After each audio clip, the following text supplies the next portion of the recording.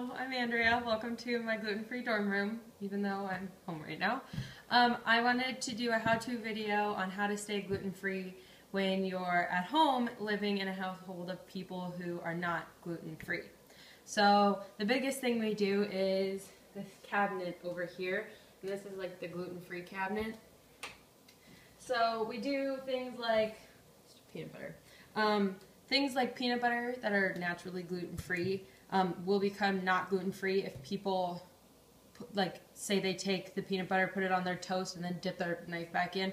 It's no longer gluten-free because the crumbs are now in there. So we do things like labeling peanut butter, stuff like that, gluten-free, so we know that you can't use this if you're using bread in the process.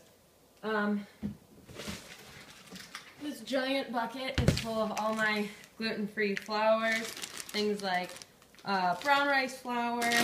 I have my gluten-free cookie dough, chocolate chip cookie mix, quinoa flour, stuff like that.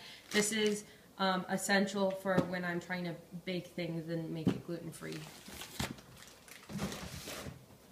We have my gluten-free cookbook that definitely comes in handy. It has a bunch of different gluten-free recipes, and also things like if we have a recipe that may not be gluten-free because it has flour in it, there's a recipe in here that helps convert regular flour to gluten-free flour, so that comes in handy a lot. And then things like gluten-free snacks. This one obviously says it's gluten-free on it. My family actually enjoys this gluten-free pretzel more than regular pretzel, so sometimes we have to hide that. And that's about it. It's fairly easy to stay gluten-free at home. You just have to make sure you're sectioning off an area for you and that your family knows what's gluten-free and what's not.